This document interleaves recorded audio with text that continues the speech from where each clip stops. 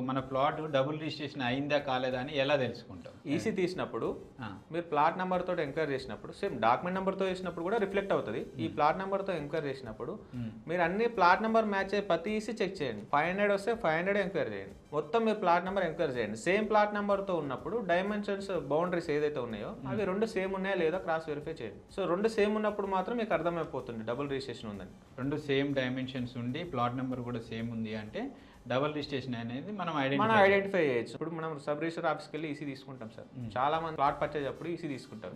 So మేము EC తీసాం, ఇందులో రిఫ్లెక్ట్ కాలేదు అని పర్చేజ్ చేస్తాం. కానీ ఎప్పుడు మీరు అలా డిపెండ్ అవ్వకండి. సో అందులో ఏం ట్రాన్సాక్షన్ రిఫ్లెక్ట్ అయ్యాయో అవి మాత్రమే వాళ్ళు ఇస్తారు. మనం ఇండివిజువల్ గా లాగిన్ అయ్యి సైట్కి వెళ్ళి మనం ఎంక్వైరీ చేసుకొని మన ప్లాట్ నెంబర్ తోటి ఏదైతే ట్రాన్సాక్షన్స్ వచ్చాయో ఎంక్వైరీ చేసిన తర్వాత అవన్నీ మీరు క్రాస్ వెరిఫై చేసుకోండి. కుదిరితే ఒక ప్రింట్అవుట్ తీసుకొని మన టిక్లు పెట్టుకొని చూసుకోండి.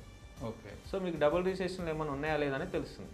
కొన్ని సందర్భాల్లో మన ప్లాట్ పక్కన ఎవరైతే ప్లాట్స్ ఉన్నాయో వాళ్ళ ఈసీ తీసి కూడా చూడండి కుదిరితే. సో కుదిరితేంది సార్, లక్షలు కోట్లు పెడుతున్నారు, ఖచ్చితంగా చూడాలి. మీరు చెప్పిన సజెషన్ ఫాలో అవ్వాలి అందరు.